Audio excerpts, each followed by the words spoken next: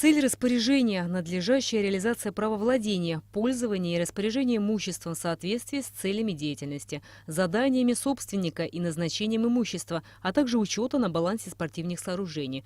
Проще говоря, каждый спортивный объект должен иметь хозяина, который будет следить за ним и содержать его в порядке. Что касается тех объектов, которые мы сейчас планируем передать по завершении строительства, да, передать уже на балансы, скажем, одного района, другого района, третьего района, конечно же, уже администрации должны будут подумать, как их эксплуатировать, да, и на чей баланс передать. Можно передать на баланс, но это мое мнение, с подкомитетов этих же районов или же городов. Возможно, РОНО этих городов и районов. Но что касается других спортивных объектов, у нас катастрофически не хватает этих объектов. В каждом районе у нас есть спортивные школы, в каждом районе Абхазии. Но, к сожалению, не в каждом районе есть спортивные залы. В 2010 году в Абхазии была запущена президентская программа по строительству спортивных площадок. Буквально за несколько лет в стране построили 12 футбольных мини-полей. Все они нуждаются в постоянном уходе. К сожалению, в то время было еще то, что спортивные школы не обладали особыми финансовыми средствами, чтобы можно было набирать тренеров по футболу. И поэтому на некоторые площадки в принципе не использовались. Однако они построены. Сейчас надо уже думать о том, как же их эксплуатировать и кто на них должен работать. К большому сожалению, некоторые площадки, в принципе, находятся на балансе каких-то организаций. Организации могут быть разные. Это спорткомитеты городов и районов большей частью. Но некоторые площадки как бы федерации футбола, в пользовании федерации футбола. Но чтобы его эксплуатировать, во-первых, нужны деньги, во-вторых, нужны люди, которых надо оплачивать. Здесь есть определенные проблемы. Если долго будем на эту тему говорить, то по каждому объекту как-то отдельная своя проблема есть. Вот на этой площадке могут заниматься, если вообще ребенок занимается секцией футбола, в лучшем случае до 11 лет. Потом его надо вытаскивать, скажем так, на большое пространство. А большого пространства у нас в Сухуми только два. Стадион «Динамо» и стадион «Учхоз». А команд в Сухуми детско-юношеских уже почти 16. Куда же их девать? Искусственное поле, будучи грамотно уложено и протестировано, сохраняет свои свойства длительное время. Но и искусственные покрытия нуждаются в постоянном уходе. Помимо того, что такие площадки нужно поливать, расчесывать и подсыпать специальными гранулами, их покрытие раз в 5-7 лет нужно менять, а его стоимость – 1,5 миллиона рублей. Например, вот данная футбольная площадка, она находится в пользовании Федерации футбола, которая, в принципе, отдала в аренду ИП, скажем так. Вот человек, работает здесь ИП, он одновременно охраняет, он одновременно следит за порядком, он одновременно находит людей, которые здесь убирают. Мы знаем, что наши люди любят сорить и за собой особо не убирают. Здесь нужно проводить, кроме тренировочных занятий, еще просто вечером приходят взрослые люди играть, скажем, старшего поколения. А содержать его как-то надо. То есть здесь надо оплачивать воду, здесь надо оплачивать освещение, и человека, который здесь прибирает.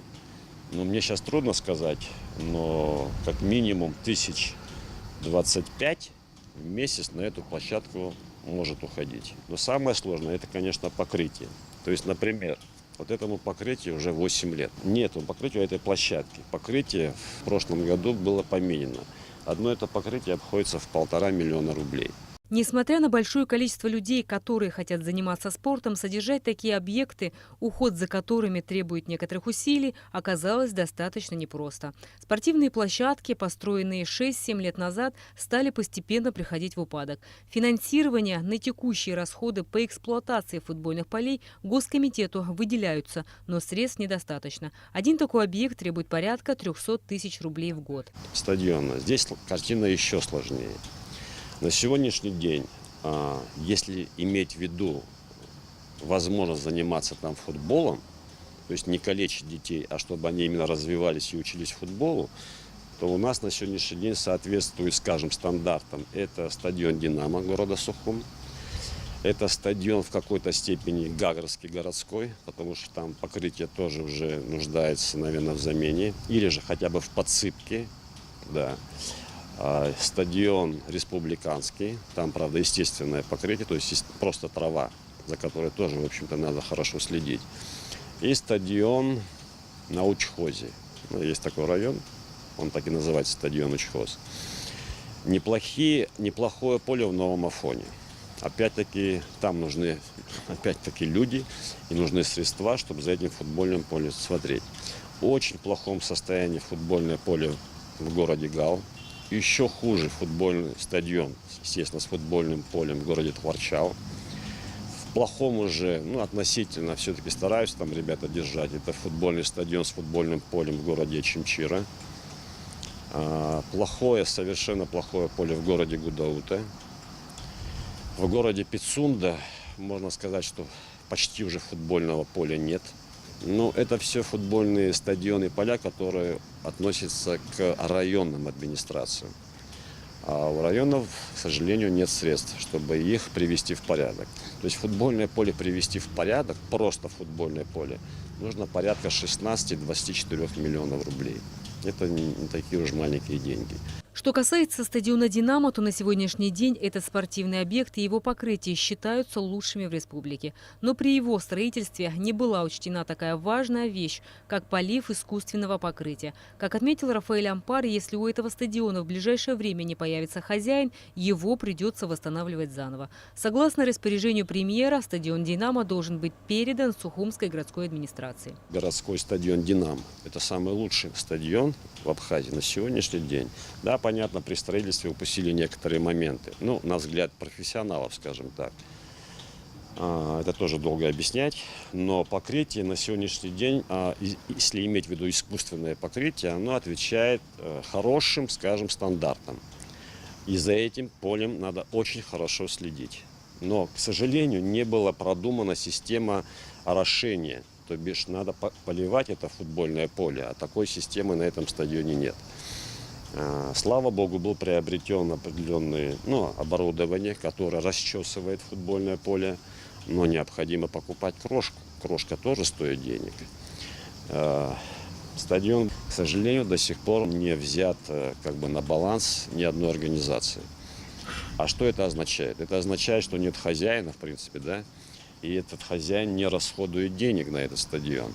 Естественно, конечно, этому будет сложно, но будущему хозяину придется изыскивать возможность в средствах, прежде всего, и в людях, которые могли бы там профессионально работать. Да, сложно в условиях Абхазии, сложно на стадионах зарабатывать. Это на сегодняшний день нереально. Должен быть хороший маркетинг. Сегодняшний стадион «Динамо» не будет зарабатывать денег, я вас уверяю, хотя бы чтобы оправдать содержание. То есть надо дополнительно что-то придумывать. Но дополнительно это не только футбол. Возможно, это какие-то концертные программы, может, какие-то фестивали или тому подобное. Но сохранить этот стадион и чтобы он правильно эксплуатировался, нам необходимо. До 1 октября текущего года часть спортивных объектов передадут государственным учреждениям. Теперь их дальнейшая судьба будет зависеть от того, смогут ли они содержать эти объекты в надлежащем виде. Рената Шакай, Тимур Гугохи, Абхазское телевидение.